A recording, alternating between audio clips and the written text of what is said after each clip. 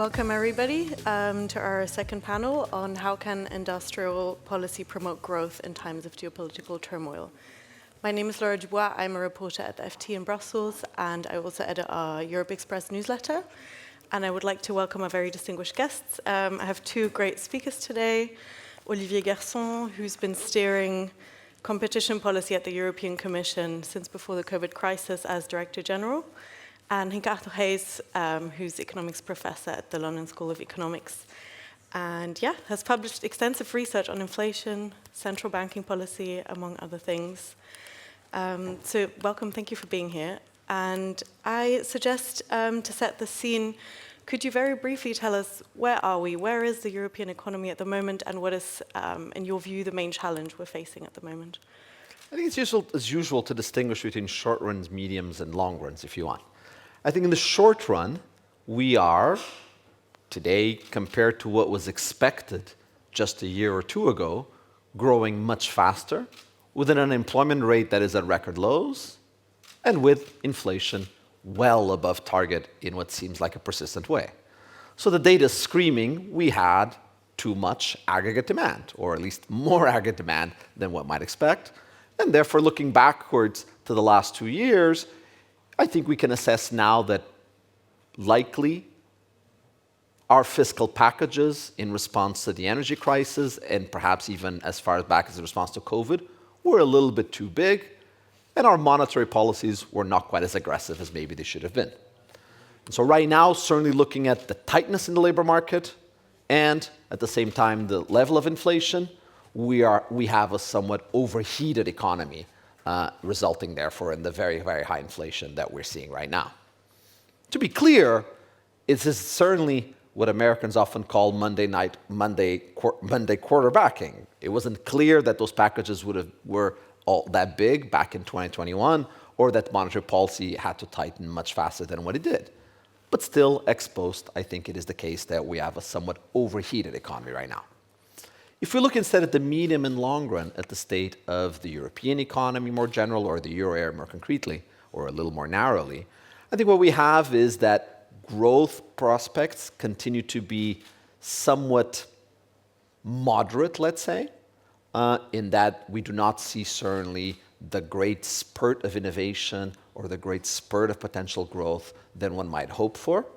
But at the same time, we are going through a very large set of structural changes in the economy, involving both, and as we'll speak more in this panel, a large intervention by the government, as well as a large spike in public investment, a transformation towards a green economy in which the European Union is in many ways ahead, or even has some comparative advantages relative to some other regions in the world, and a reconfiguration of trade as geopolitics leads to supply chains and production networks to adjust in different ways.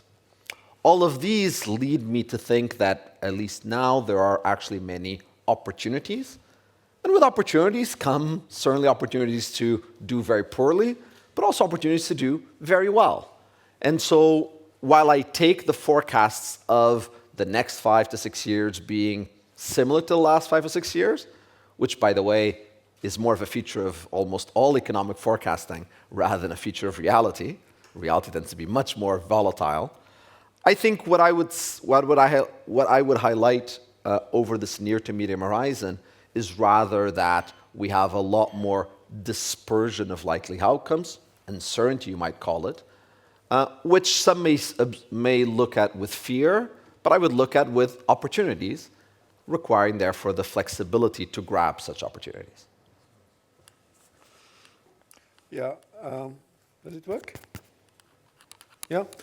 So let me take a bit of a different perspective. I mean, we're emerging of 3 crises in 15 years, each one of which can be aptly described as kind of once in a century, except there were 3 in 50 years. So we started the financial crisis, worst crisis, probably worse than the Great Depression, certainly in Europe.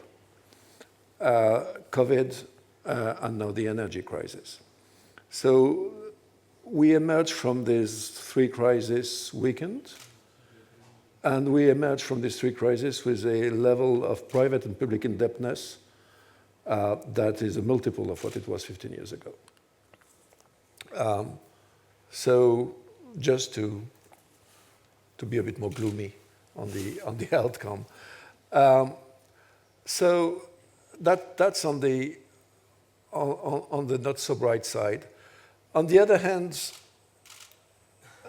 the good thing, I think, is that these three crises made our member states realize that if we don't make the effort to define collectively what are our offensive and defensive interests and to stand for them, nobody will do it for us. So in other words, it is interesting to see, and that is what gives me hope in the future, that the mistakes we made during the financial crisis, managing to transform a crisis, an American subprime crisis into a Euro crisis, because we couldn't appropriate the fact that our joint interests are more powerful than our individual narrow national interest. You saw that the lessons had been drawn during the COVID. It's not, and I think it needs to be saluted, by chance that a number of countries accepted that for the first time we borrow together. All these countries didn't necessarily need it.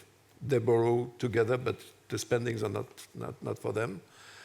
Because they have understood that, when you're the biggest industrial power in Europe, your interest is that to keep your demand alive.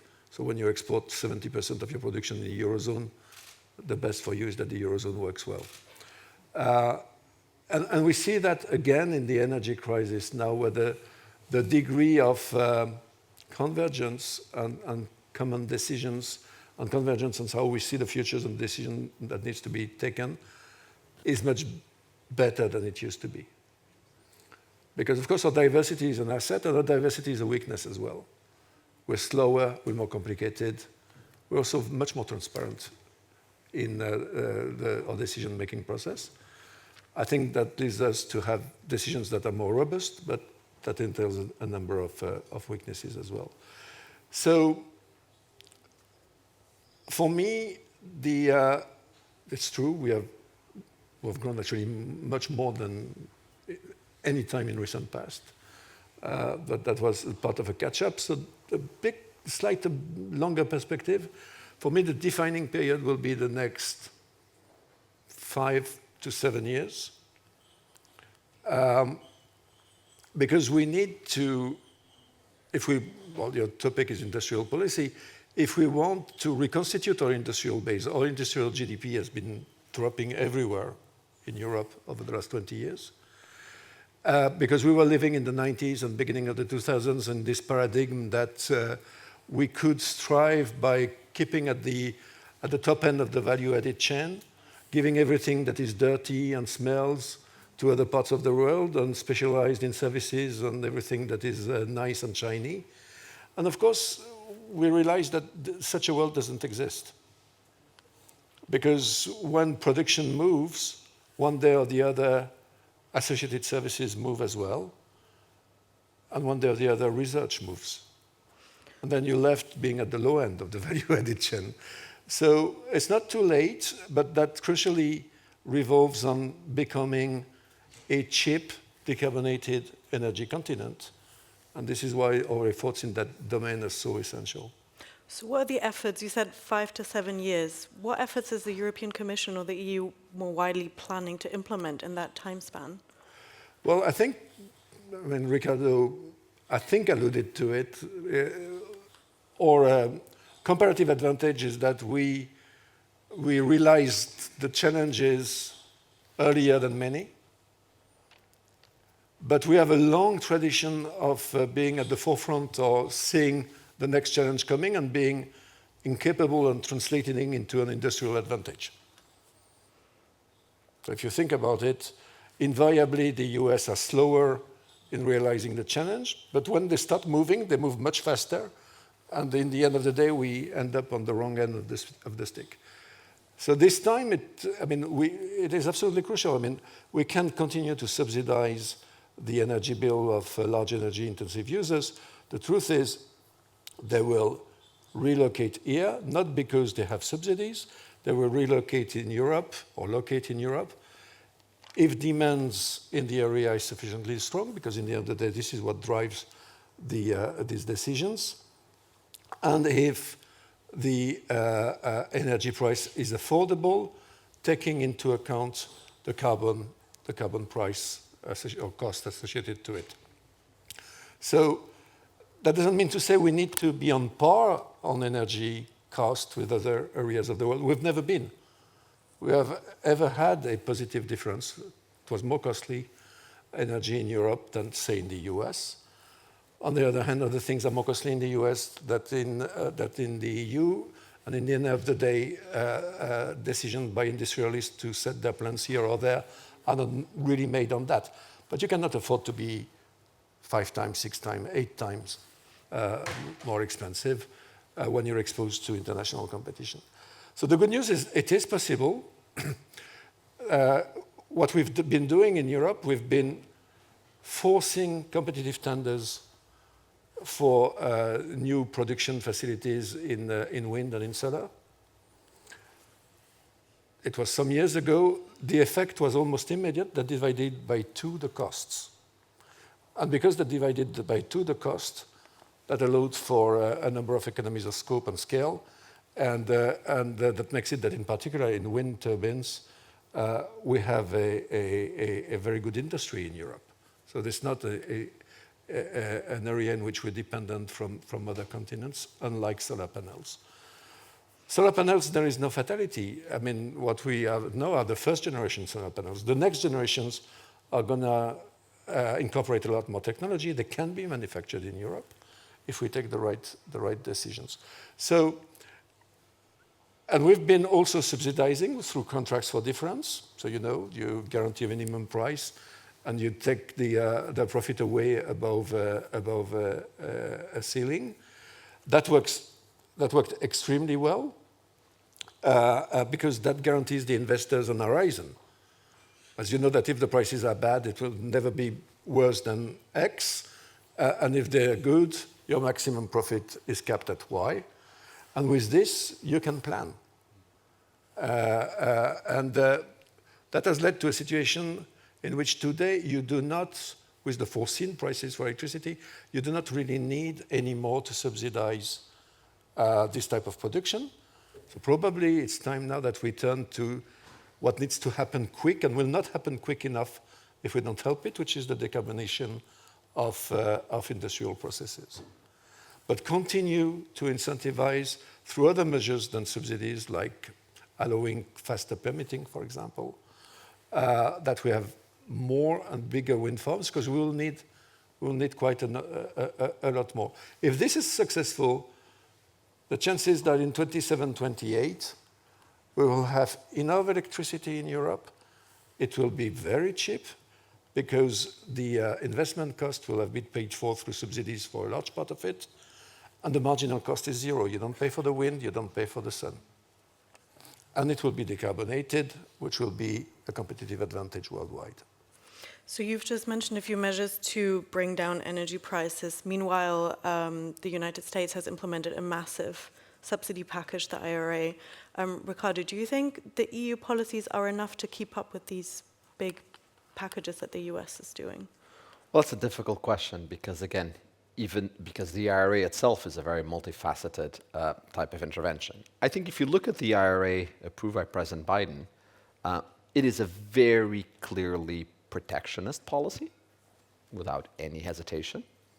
It is also a policy that relies on subsidizing private business as opposed to public investment per se.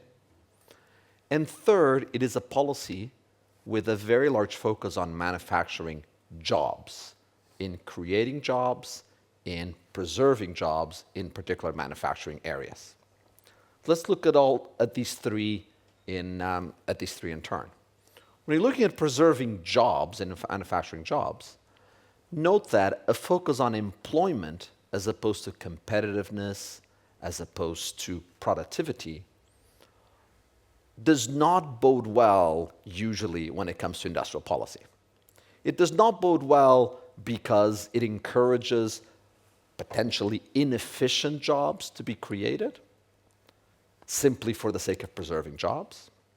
Second, it usually does not bode well because it is always easier for any policy to be designed and any policymaker to be excited about protecting existing jobs as opposed to creating new jobs. A usual flaw of industrial policy is that it focuses on the existing companies and lacks the imagination to think about the new companies that will create new jobs, and distortions get created across that margin. And third, with its enormous focus on manufacturing, and Olivier also focused a little bit on manufacturing there, we do have to realize that manufacturing nowadays employs 20% of Americans, roughly 20% of Europeans as well, and on a very large declining scale. This very large focus on big factories that build things is something that is a little bit, I might say, of the past century. A lot of economic growth now comes in distribution, in services, in technology, in the provision of services, and that's also where global trade in some ways is going. So that side of the protecting jobs, I think, of the Biden administration is debatable and criticizable. I think, if anything, will work against the United States insofar as its future productivity and insofar as the design of its policy, in a way that hurts us in the same way that when a country does something that lowers, I think, its productivity and its potential for growth, we all lose through the natural spillovers of growth. Second, if we look at the fact that the United States, and I'm going back in reverse order of my 3 points, if you look at the fact that this policy is one that relies on private subsidies as opposed to public investment, that is something that certainly, and when you compare even with the discussion in the previous panel by the member of the parliament, Margarida Marques, you see that that is a common difference between Europe and the US. Although, even now here, we are seeing more and more of interventions through subsidization of private sectors as opposed to public investment itself. Is one better rather than the other? Certainly large ideological battles have been fought over that question. I tend to be more of a pragmatist when it comes to this, and it depends a lot more on whether it's done well versus not done well.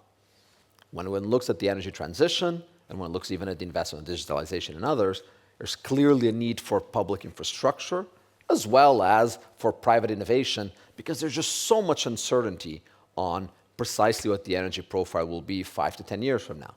It is really an illusion to think that we know exactly what will be the source of energy, that will be the cheaper. There's very large trends of different types with great uncertainty across different technologies to both decarbonize as well as to provide energy efficiently, which note in the past, and let me clarify that, as often we use as an excuse for inaction.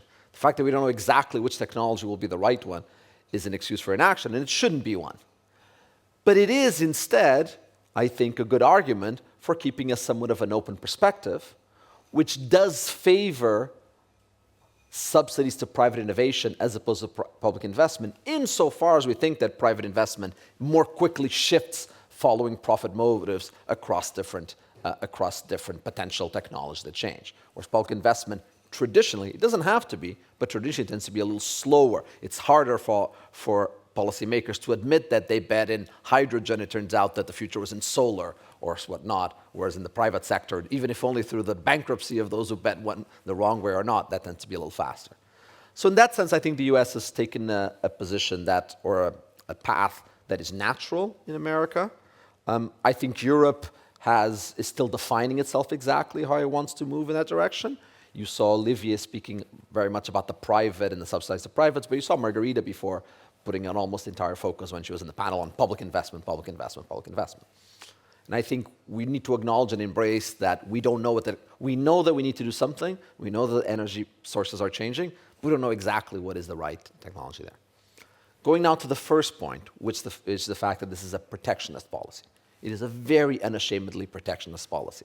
Mm-hmm. Now, it is protectionist because the eyes and certainly the interests in geopolitics, if you want, in America are very focused on China, not so much on Europe, but it does spill over to Europe in a very clear way. Now, traditionally, we tend to think of protectionist policies as not calling for a tit for tat, and we see as protectionist policies, going back to the old trade theorists, as saying, well, if they're being protectionist, that's going to lead to distortions on their end, no reason for us to be protectionists. However, I don't think that that's necessarily applicable this time around, and certainly through much work in economic theory over the last 40 years, we understand that there are circumstances in which we do enter trade wars in which your right response to someone else pursuing industrial policy, protection policies, is for you to respond likewise. So the old principle that if you throw rocks at your border, why should I throw rocks at my border, the usual argument against tit-for-tat protectionism, is not one that necessarily applies to this particular instance. And why? Because we are talking about a sector in which we have very large companies, we have very large economies of scale and increasing returns moving forward. And we do know that in those circumstances, protectionist policies that allow you to give a step ahead to your companies can indeed lead to a big loss to your competitors, and that the right response may indeed be for you to respond. So I think it is justified for the European Union to think about how to respond, and has already responded in some regard. But I do worry that the response is couched in incorrect terms. And by incorrect terms, I mean it is not that because you hurt me, I need to find a way to hurt you. That's only going to lead to two black eyes, if you want. Rather, it is that if you are helping your companies get a step ahead in some way, I must think of how can I now help my companies, their competitors, to get even further ahead.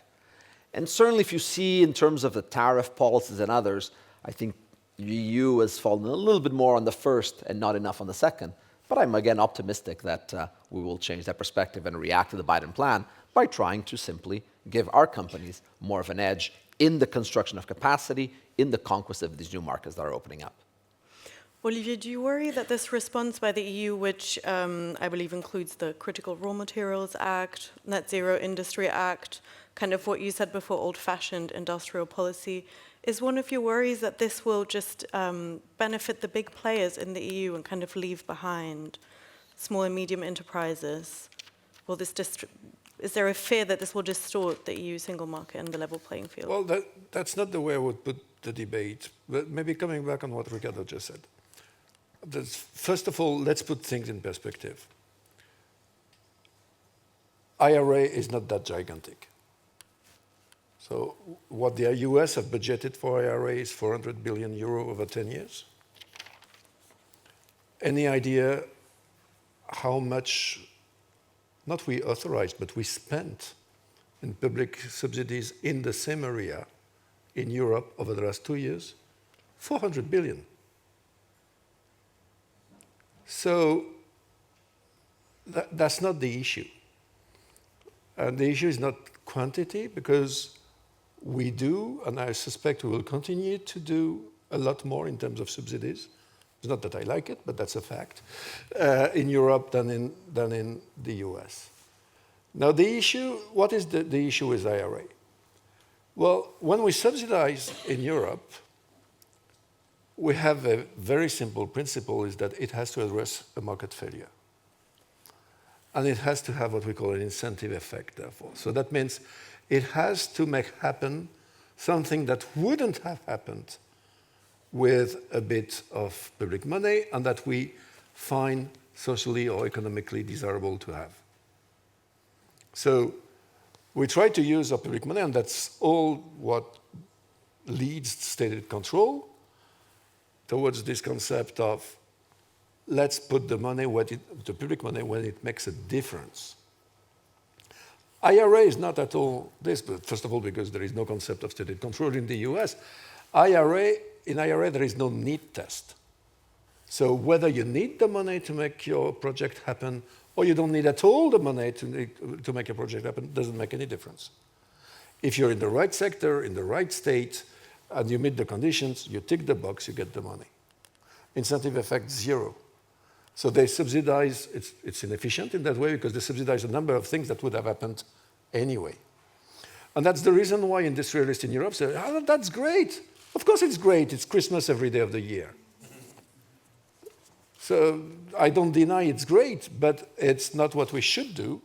And we shouldn't try to replicate that, frankly. Because I agree with Ricardo, this is inefficient, unlikely to be ineffective, and it's a waste of public money. And neither the US nor certainly us have too much public money to spend these days that we can decide to waste it on things that would have happened anyway. So that's the real issue for us. So how do you respond to this? Because of course you have a number of demands from the whole of the industry. Said, oh, I'm gonna close my chemical site in Germany and open in Arizona. These are fairy tales. Any idea how much it costs to close a chemical site in Germany? That won't happen. But the real issue is greenfield. Now, when you have you need to build a new project, the first thing you will look at is where is my prospective demand? Because frankly, you can give as much subsidy as you want. If there is no demand in your area, the plant will go elsewhere, period. Secondly, which are the structural basic conditions for competitiveness? And this is where public investment matters in public goods, infrastructures, education, social systems. And when you compare us to the US in this, we don't rank too badly. So that's the second thing. And then marginally, you may need to subsidize. So for us, again, up to the funding gap. But what if a subsidy policy that is not based on this concept of funding back on market failure is put in place elsewhere?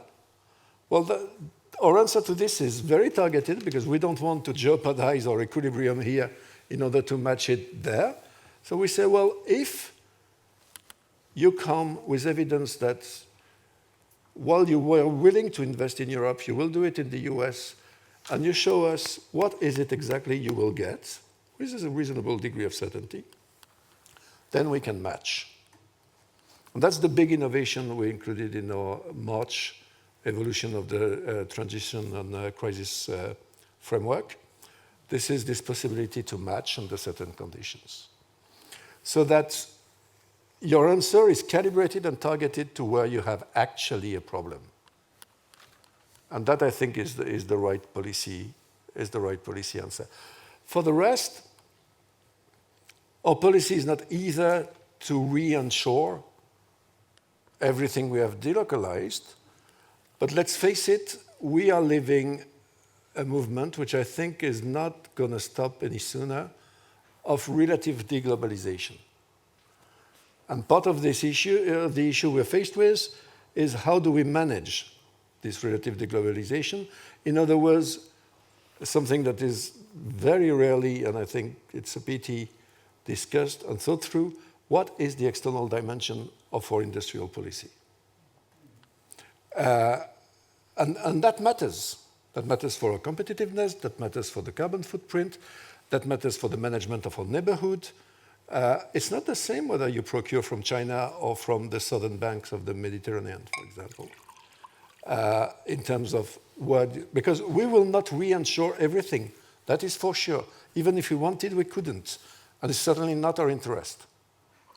So that means for some very key technologies where we have over-reliances, we may need to re-onshore production and we may need to subsidize it, but that will always be a minority of the production. For the vast majority of the supply chains, the issue of resilience is about diversification and where is it that we choose to onshore these productions. And friendly, unfriendly, close, far away. So all this external dimension of our industrial policy is, I'm afraid, very rarely seriously researched. And I think that's a key weakness. Can you, sorry. Can I follow up just on 2 points along similar lines? It's not a direct response, but similar points. I think if we're talking about subsidizing, Olivier mentioned mostly EU policy, but let's also move towards national policies, because after all, and as we spent a lot of time in the previous panel, budgetary policies are for the most part still national, and the EU is a small part of any spending or subsidies that exist. I think there is, if we were to embrace industrial policies, the topic of this panel, within the EU apparatus today, that would be extremely difficult for one fundamental reason.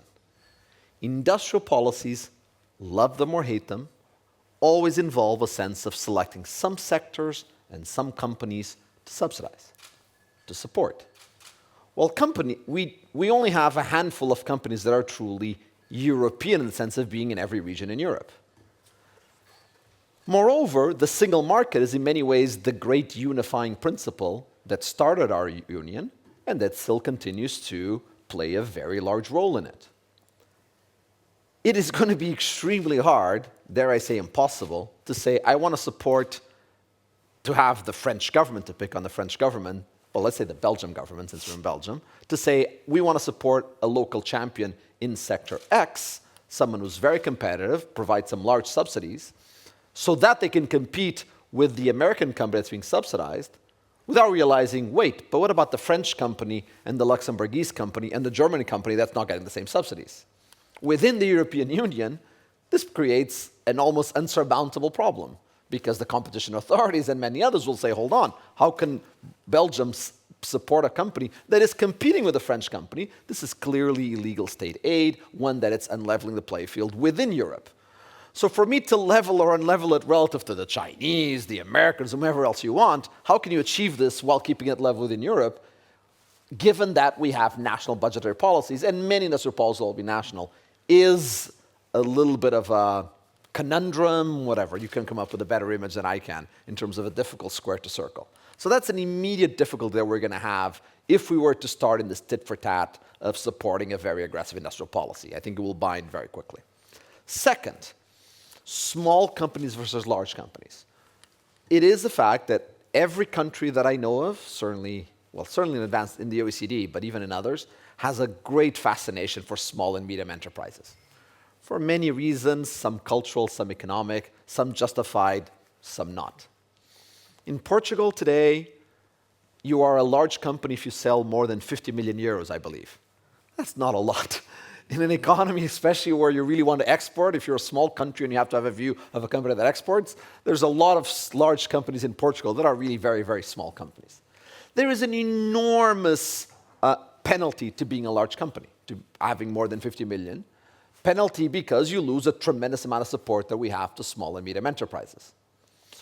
This is supported by EU policy. It's certainly very much part of national policies. But this penalty to growth of companies is something that, if we are to embrace, on the one hand, the idea that we need industrial policies because we need to get scale, that's the only way to compete. Maybe we've been too competitive, whereas those Americans, they could build large companies over the last 10 years, and to what extent are we not getting scale? After all, the arguments we hear for industrial policy, that clashes with at the same time saying, let's keep on subsidizing small and medium enterprises, which the laws of economics are clear, a subsidy to a small and medium company is nothing but a penalty in large companies. And so that is, again, something that, a conundrum that you need to square somehow. You cannot keep on penalizing companies that sell more than 50 million, and at the same time dream for companies that will export and compete with their American counterparties in an active way, in energy, or whatever the field you want to have. So there are two conundrums here that are quite, I think, go to a little bit of the root of contradictions in the European Union, not European policy, that lead me to at least have a little pause as there's this new fascination with industrial policy. Absolutely. That was actually going to be my question. How do you pick who to subsidize? You said earlier the EU policy is different because it's very targeted. But which sectors do you target? Which players? How do you make that decision? What is targeted is our answer to IRA. Unfortunately, our subsidy policy is not so targeted. One point on what Ricardo just said. Of course, there is a tension between the external and the internal dimension. I mean, externally, you would like to throw as much money out of the window as you can in order to match the challenges of China, the US, God knows who. And of course, the more you do this, I mean, the chances that that doesn't fuel a subsidy race internally and fragments the single market, are zero. So I disagree this is insurmountable. I think it is surmountable by not rushing to try to match whatever we think the US is going to do. That's what I tried to explain previously. And the second thing is to have a serious stated control. And the stated control is based basically on this, is to try to maximize the impact of the subsidy and minimize the fragmenting effect and the impact on competition, in particular onto companies from other member states. And this is what we're trying to do. And this is all these calls that I hear, in particular in the biggest member states, to unplug stated control because it's all so complicated and slow and it's a pain. And, you know, for during the energy crisis, we have taken this extraordinary measure that we allowed member states to offset part of the bill of large intensive energy users. This, of course, only works if it's limited in time. The time for you to build your generation and deploy windmills, solar panels, etc. So, you know, the gamble here is, that's why we need to have succeeded by 27, 28, because there's no way we can continue with this policy for long.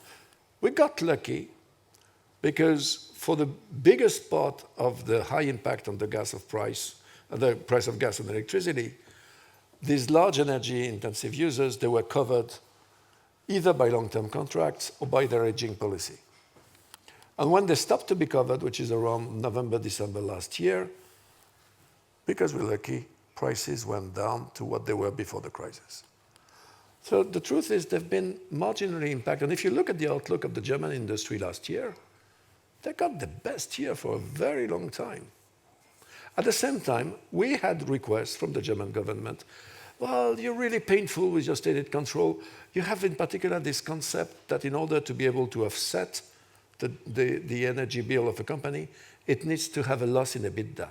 Let's get rid of this stupid bureaucratic thing. So in other words, let's subsidize a company without knowing whether it is impacted. That's a pure windfall profit.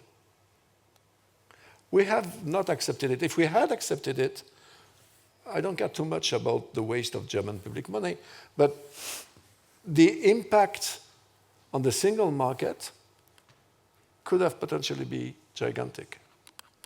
So, back to your point, Ricardo, I don't think this tension exists. I don't think it's insurmountable.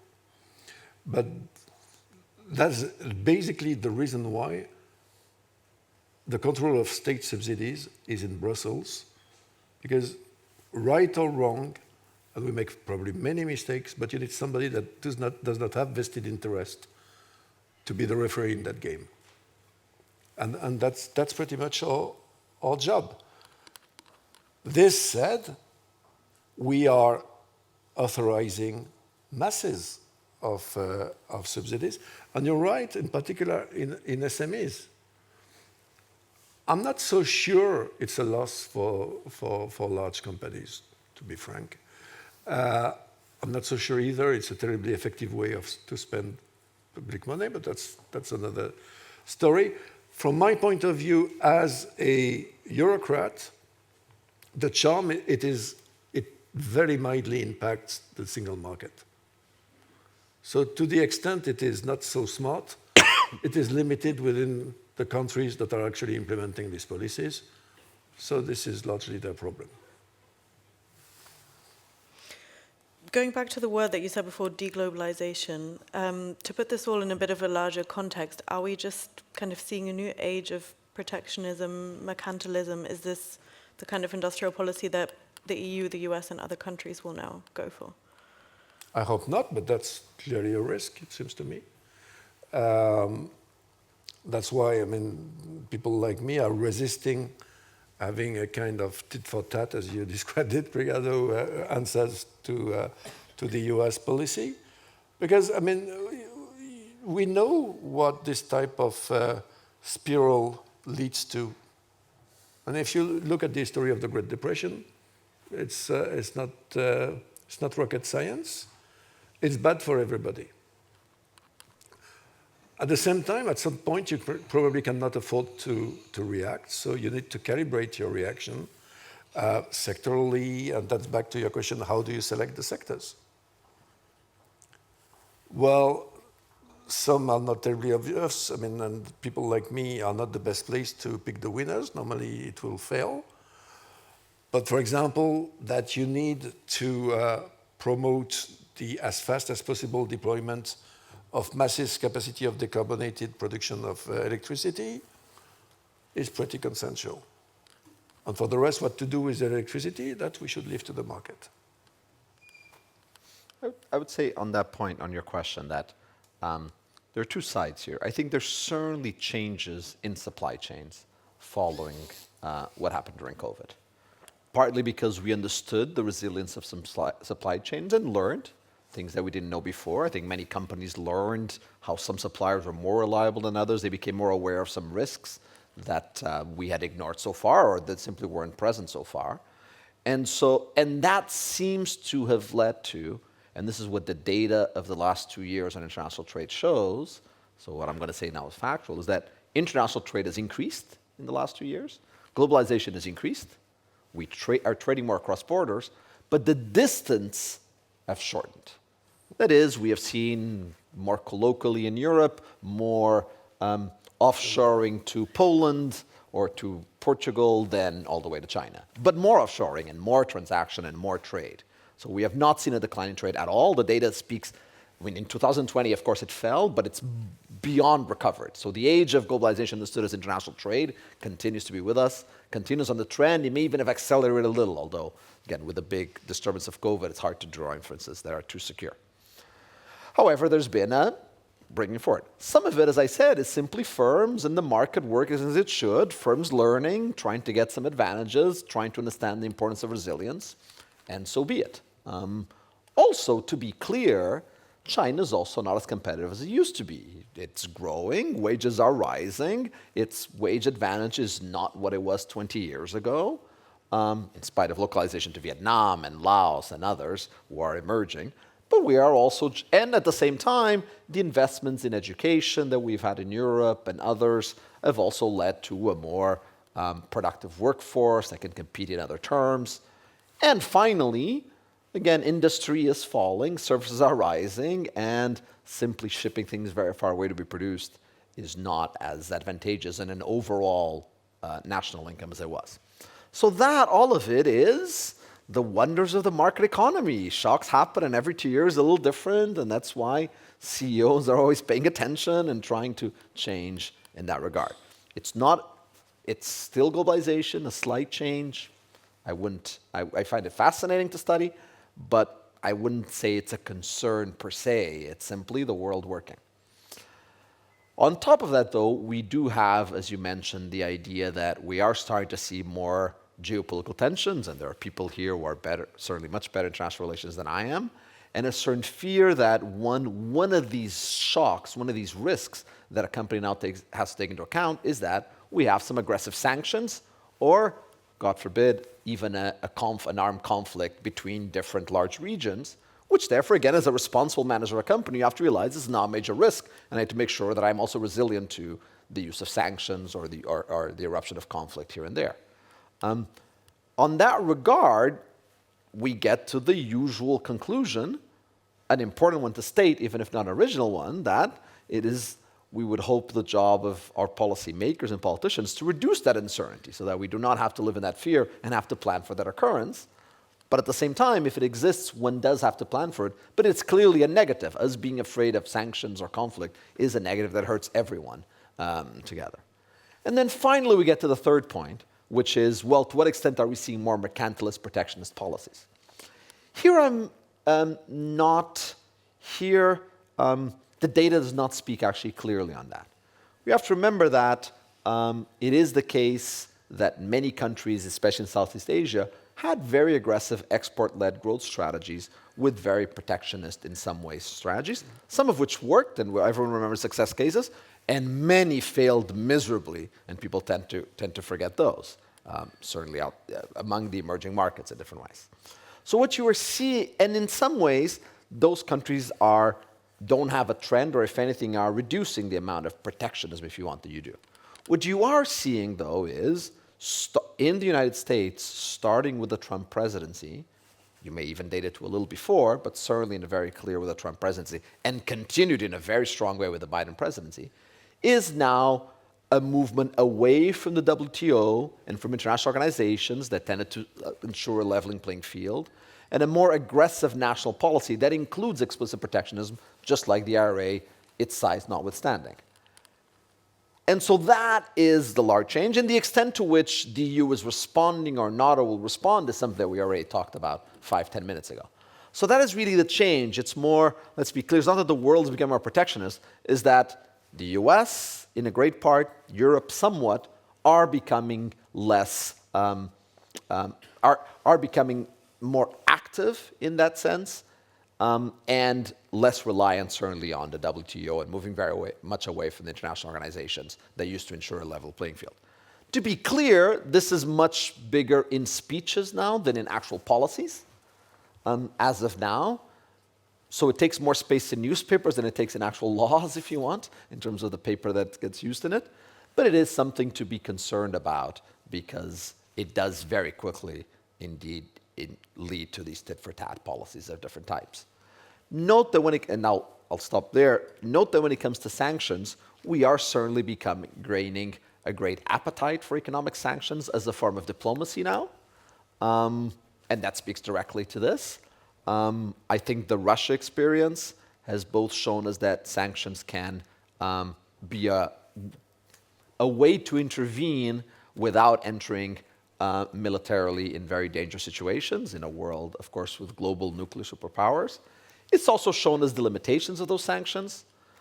We have learned a lot about how to implement sanctions over the last 12 months, so the next time we do it, we'll do it much, much better. And actually, I worry sometimes, I speak to my colleagues and worry there will be a new field of economics calling aggressive economics, if you want, how to actually design sanctions that really hurt people. But believe me, the Russian ones are much more effective than the ones we had done 5 years ago and 10 years ago in other contexts, and they may get more. And that certainly worries me. I think economic aggression, beyond simply tariffs, but in sanctions, that is a worrying phenomenon. But again, experts here in international relations and world politics can tell me why we're going that way, and maybe that's better than bombing each other, probably. So maybe that is a positive element, even if I see it as a negative.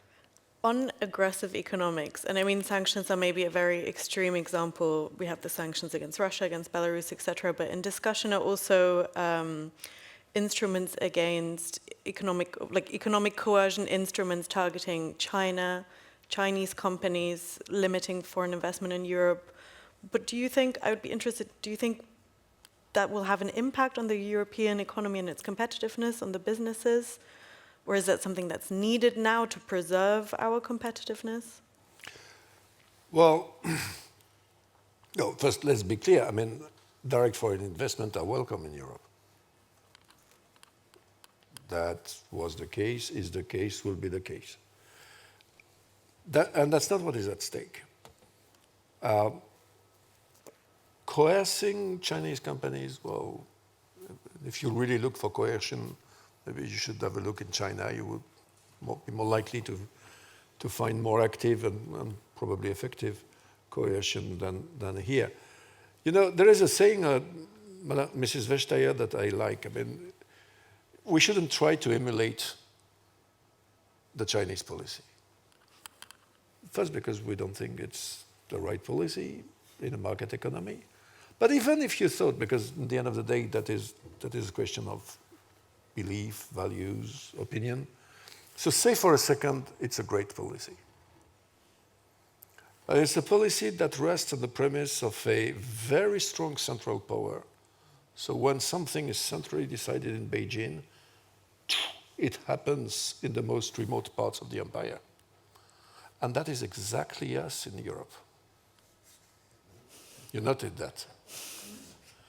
So she always concludes this saying, well, if we were to be Chinese, we would probably be the worst Chinese in the world. And that is true.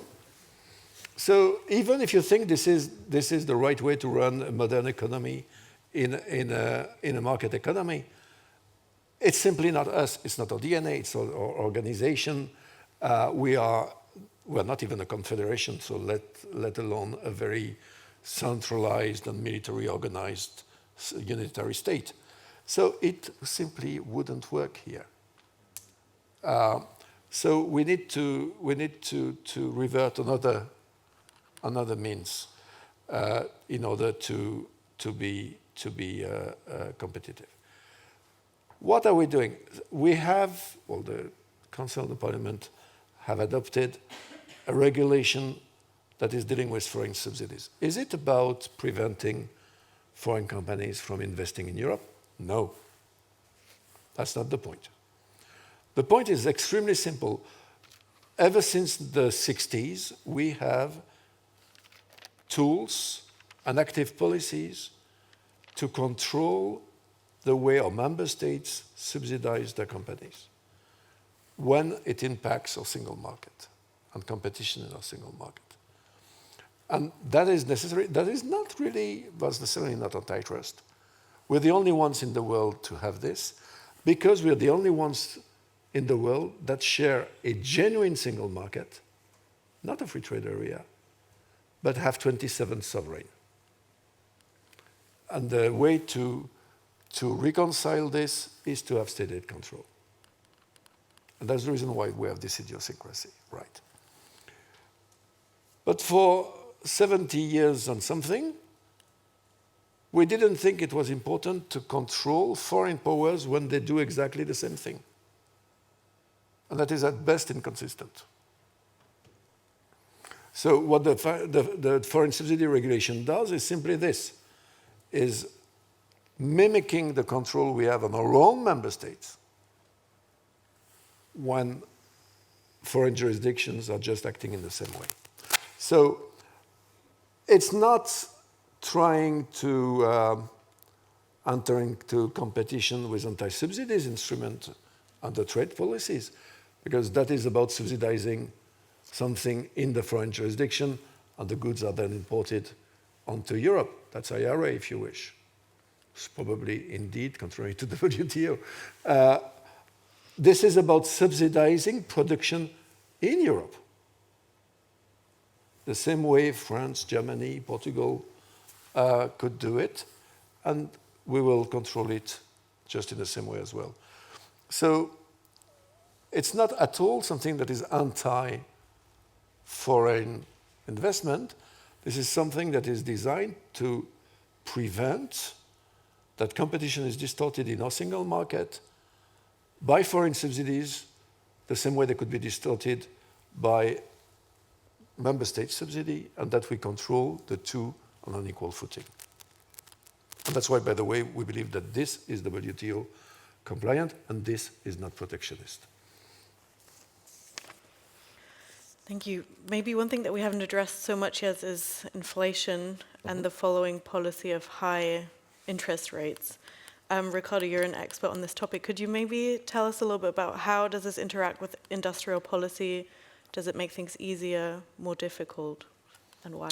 I think the current burst of inflation is quite worrying, and to me the most direct interaction that it would have with the discussion we've had so far is through the impact it has on fiscal capacity, if you want.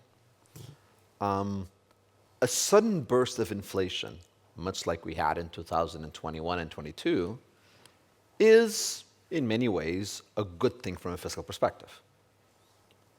Why? Because it is a way to inflate away some of the debt. It is a way to have bondholders join taxpayers in paying for the effort of the large spending that came during the pandemic. So the burst of inflation in 21 and 22, in some ways is actually, once you look at the amount of spending we did in 2020, is actually not all that out of line. It's a little bit higher, depending on exactly how you compare those amounts, with what we saw after World War II, World War I, or others. Once again, you scale by the expenditure. We spent a lot. We fought a war against a pandemic in this case, and we said, let's also have the bondholders pay through some high inflation in some ways. However, an inflation that persists in 2023, in 2024, And let me remind you that according to the last projection of the ECB, inflation will only be back at 2% on the third quarter of 2025, is a persistent inflation. And that persistent inflation does not expropriate, does not devalue the value of bondholders, is an inflation that translates itself instead into higher interest rates, as lenders or creditors now require a higher interest rate in order to offset the effect of the inflation on the new debts, and in order to also include a premium for the risk that they're facing if inflation turns out to be even higher than what, say, the ECB projects. We know this very well. For many countries, this was the reason to join the euro and leave their treasured national banks, or at least take away some of their autonomy. Because inflation was used not just after wars to finance expenditures, but was used a little more regularly than that, including at pretty much every election.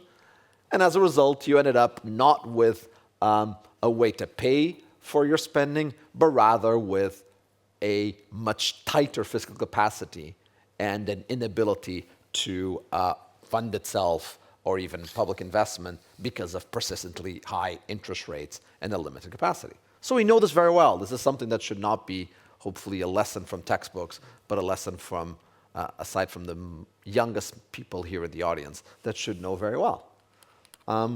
That is the danger, is this fact that inflation is still persisting and is dangerously persisting that way, in that it will shrink our fiscal capacity.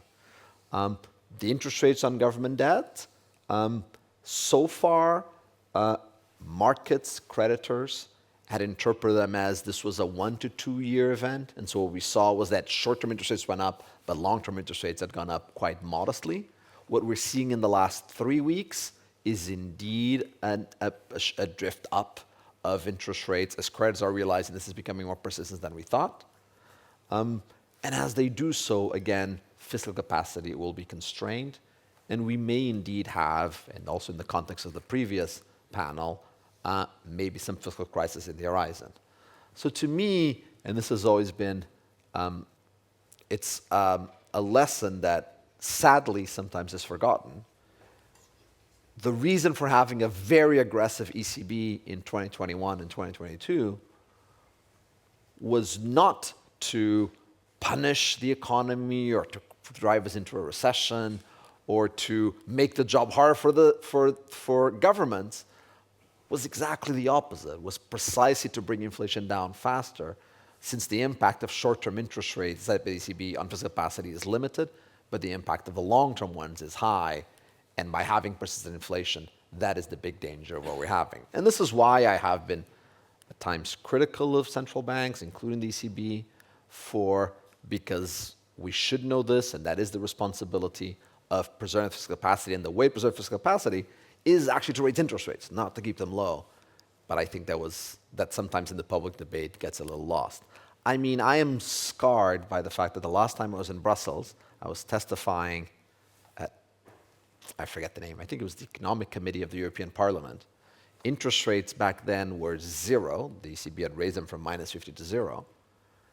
And I sat through a panel with distinguished members of the European Parliament where the other 2 economic experts there were arguing that raising interest rates from 0 to 25 or 50 basis points would be dreadful. Populists would return. It would be the end of the European Union. We could not tolerate it. There was some election, I forget which election now, maybe the Italian one, I don't know. There's always some election. That meant that raising an interest rate would be dreadful. And I said, I think interest rates have to rise to at least 4%, 3.5%, maybe 4%. Here we are 12 months, and sure, I was right in a forecasting sense, but that's not the point here. But if you saw the faces of horror in the members of the European Parliament at the idea of raising interest rates then, and I think so this is just, since we're here in Brussels, and not to blame just ECB, but this unawareness that the real key thing to keep the fiscal capacity was to be aggressive before, so as to be loose later, is one that cannot be forgotten as a lesson. As of now, we are seeing the ECB being aggressive.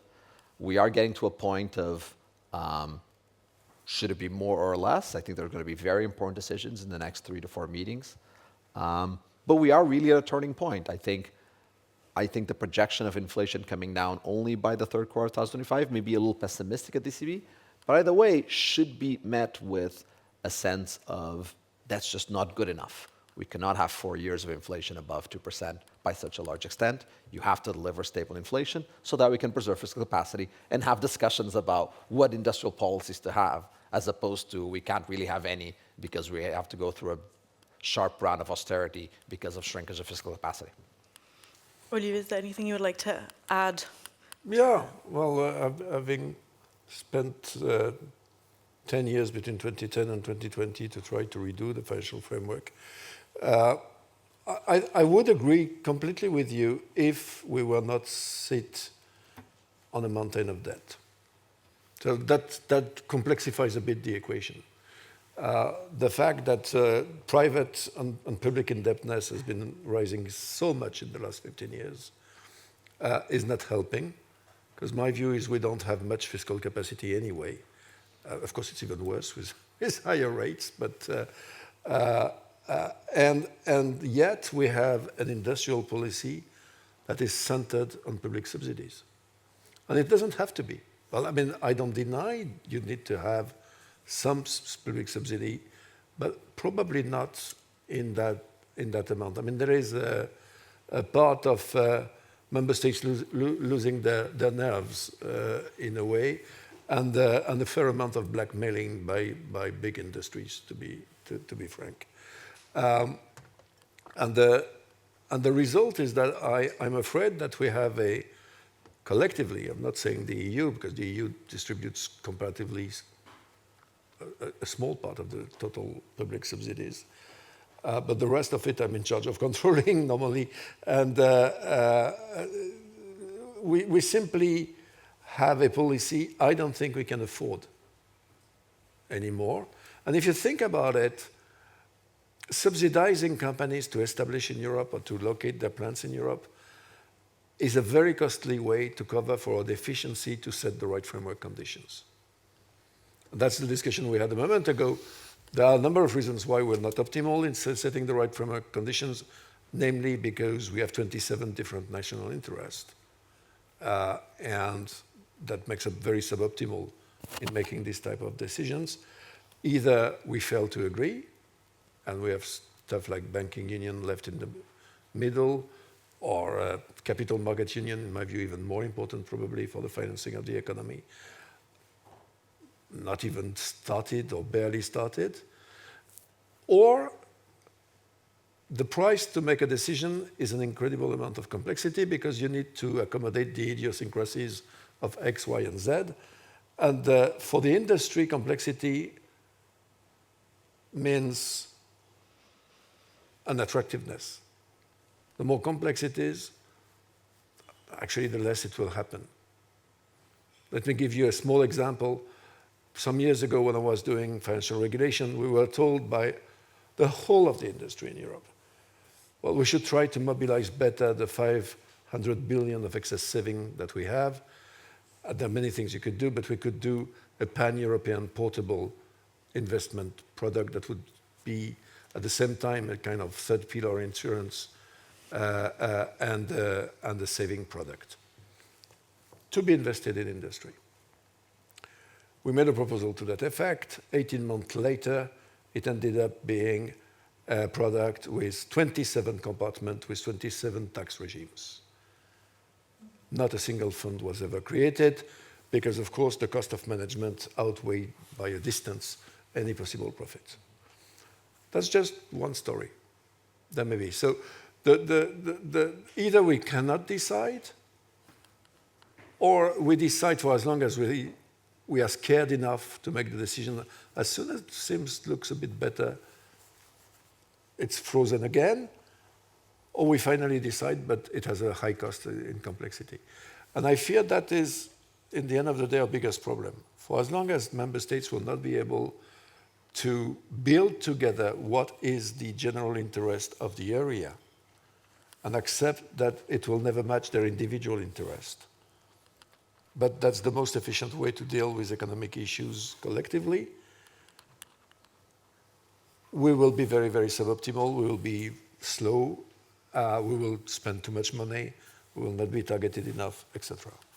Thank you very much. I think we have time for some questions if there are any. Yes, please. Thank you. Now it's easier. To pick up on the issue of inflation and fiscal policy, we're going through something that seems like we're going to get back to more tight fiscal policy, but then we can have more subsidies, so at least we have a not so tight competition policy. That's my reading of what we've been having.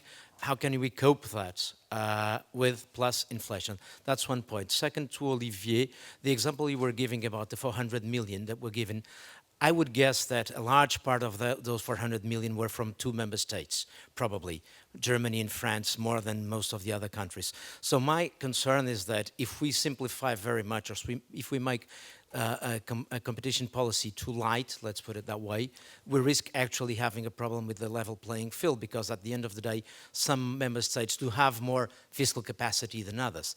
And third question, for your example of the solar panels, wouldn't we be doing better to, if the issue is, as you were saying, not the current solar panels, but the future ones, which will have more technology and so on, instead of subsidizing buying solar panels made in Europe, shouldn't we be subsidizing through Horizon Europe, through Innovation Europe, research and innovation on those future solar panels, instead of being subsidizing buying the current ones from Europe instead of China, which will only make the green transition costlier? We just do that. No, we just do that. I mean, but the problem is different. I just mentioned capital market union. So we just do this. We're quite good at this. It's one of the areas in which spending a relatively effective research and relatively coordinated, relatively. The problem, though, is as soon as you have a good project and you need to finance it, you don't need the banking financing, you need the capital financing. If you need a capital financing that is anywhere around 150 million and above, it will be very difficult to find it in Europe. And not only in Portugal, in Germany as well, in France. So what do? You take your project, you cross the Atlantic. Moderna was a bunch of perfectly respectable Marseille doctors. And that's a great American company, because when they needed to raise serious money to scale up, they couldn't find it in Europe. So we have a real issue. We have the issue of the, let's call it the finance elevators. We have an issue in both having the amount, but also being able to help companies to find the right financing mix as they develop, because you don't need the same financing mix when you're a small startup in your country and when you start to export abroad and move up closer to industrial scale, and then when you become big. We're very bad at that in Europe. So, and I really don't think research is the issue, because a lot of European research ends up into American innovations. And it's not by subsidizing more research in Europe that we will fix that problem. So that I think is very important. We are not yet here, far from, and because we need both the depth and the width in financial market to do that. And we also lack the competencies in managing the transitions, because even if we were able to assemble the right financing mix at the different stages in the ladder, the area of fragility for a company is when you transition from one financing mix to the other. And that, we're not terribly good at this. The Americans are stellar for that, because they do it a lot. Also because the capital market is 5 times bigger than ours. And I don't mean to say that we should try to emulate, because there are reasons why the American capital market is 5 times bigger than ours, and that have to do largely to the way they are financing their social model. And I don't think it would sell terribly well to European voters if we tell them we have a great idea for you, we will become American in terms of social model. So, but there is a large margin for improvement. And if we would only double or triple, which is possible, the size of our capital market, for example, by using more wisely or public money in de-risking the use of private money rather than in putting straight amounts of public money, largely in form of grants, which means bye-bye, you never get the upside. There is a number of things we could do to perform better in that respect. So on that, let me continue on the same line, and then go to the question addressed to me. I mean, it is really quite striking when you look at one of these little pictures of all the unicorn companies, all these tech companies of the last 10, 15 years, and you look at where do they incorporate, where are they based, and it's just overwhelming how they're in China or in the US, like 90+%. But then you look at where were they started, and all of a sudden Europe is a third of them, or 40% of them. So it's really not that we seem to be failing at research.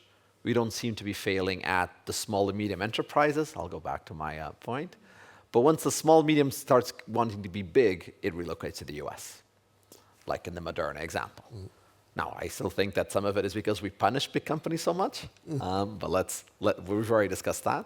But a large part is certainly, like Olivier was noting, the capital market. So when you ask why is it, well, it's Moderna as an example, but Farfetch, the Portuguese one, or many others, and why is it that they all go to the US once they reach a certain scale? What you learn is they say, look, there's a set of services in terms of scaling up that are in their supply in the US market. There is financing in the capital market, but it's not only financing, and Olivier has already mentioned about, not that it's not important, but since he's already mentioned it, I'll spend less. But there's a certain ability to scale up things that requires moving to the US market in order to reach a global scale. Note, all of these are not about industry, manufacturing, building things, but about services provision. Capital markets is a service. Financial industries, consulting companies that tell you how to scale up, which is not an easy thing, as anyone who, small company, transition to a large company is not easy. The marketing and others that you see. Even Silicon Valley, by the way, which is always, we always hear the stories of Silicon Valley that come from the 1990s, where a lot of companies got started there. In the last 20 years, a lot of Silicon Valley is, again, companies starting somewhere else and moving there to take advantage of the economies of scale in the infrastructure in order to be able to scale up. And so what you see, again, is that when you look about this competition, when you look about productivity, a lot of it is coming not from setting some big factory somewhere in Charleroi and putting lots of workers building solar panels, but has to do with the new economy, with the fact that there's all of these other services that are very valuable, that are very value-added, and at which point Americans seem to be doing it better on this one particular one as opposed to the Europeans. And so that is where, Enrique, I really fear when we talk a lot about industrial policy, is that we do industrial policy of the 19th century, about building big factories, and we worry about big factories, or of the late 20th century, which is, it's all about R&D, when in some ways it's really neither of the two. It's really on the scaling up. It's services. All of this is services. And those end up being the ones we don't pay attention. And on top of it, we punish scaling up by having such an obsession with small, medium enterprises. And so these are exactly, I think you put a nail on what I think is some source of concern as, again, we get overly excited about industrial policy, which we may be.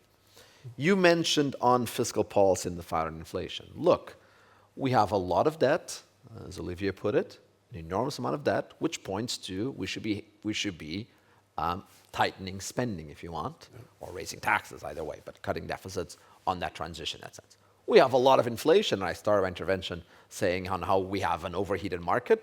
That would also call for tightening fiscal policy. Note, by the way, that the US, after an enormous fiscal stimulus in 2021, over the last 2 years has actually tightened. Its cyclically adjusted primary balance is actually close to zero. Not in Europe, because with the energy crisis, we've continued spending quite a lot. And so as a result, we're still having some.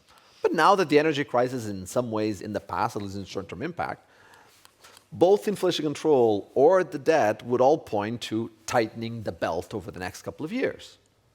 Do you hear any discussion of tightening the belt?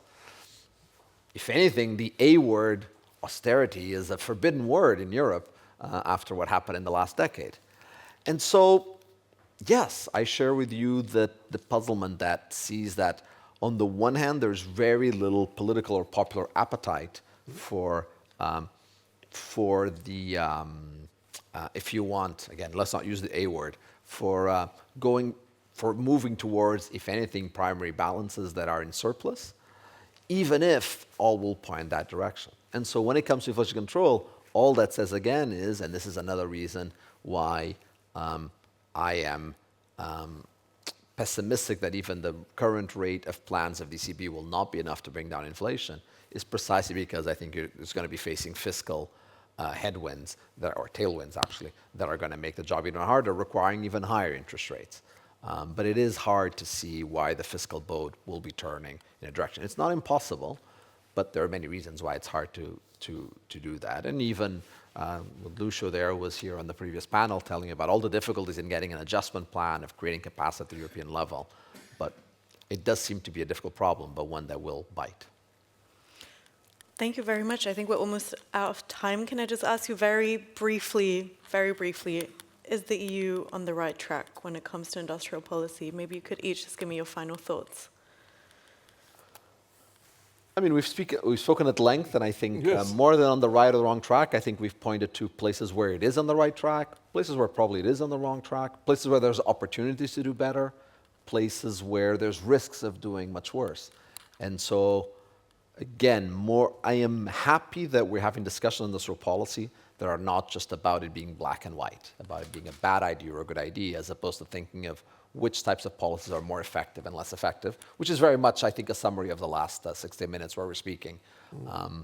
I think that's certainly a positive element. As I say, in the current changing world, I worry, and I think I've used this expression at least 5 times now, I worry about the appetite for industrial policy, because it's also not a good in itself, and it can be very poorly done in some ways, which is not to say that I don't welcome some industrial policy, which I think could be certainly very useful. Thank you. You know, in public debate, it's very, unfortunately, you never manage to get the pendulum where it should be. So it's here, and then it swings all the way the other way. So I agree with Ricardo. For so many years, industrial policy was the word, the word you shouldn't speak in Brussels. It was really, when you were saying it was shameful, industrial policy. So, but in the end of the day, what is it about? It is about setting the parameters for long-term competitiveness. And in that way, when I arrived in Brussels a very, very long time ago in the 90s, the big discussion was the opposition between industrial policy and competition policy. Well, nearly 30 years later, you have the same discussion. It's not any more sophisticated or actually having any truth in it than 30 years ago, because the truth is they are both meant to be long-term competitiveness policy, except one, competition policy, is more focused on structural parameters for competition, and the other one, Ricardo mentioned it, is more involved necessarily a certain amount of picking up the winners, which is always, well, people like me tends to be defiant from this type of policy. I think it's a mixed, so this opposition doesn't exist, and to a large extent what we've been doing in competition policy for the last 3 years is a kind of complement to industrial policy. Now, for me, where we will make a quantum leap in terms of being more effective in setting or policies in general, industrial policy in particular, as I said, is the day we will have a better collective understanding of what are our joint offensive and defensive interests. We will not shy away from making strong decisions in order to pursue them. And therefore, that means member states will accept to go for a second-order optimum rather than systematically try to pursue the first-order nationalistic optimum. And the more you're big, and the more true it is. So it should start with the bigger one, because that's not an issue for small member states. But small member states know for a long time that the coordinated outcome is better. Thank you very much. On that note, thank you, everyone. Thank you. Good.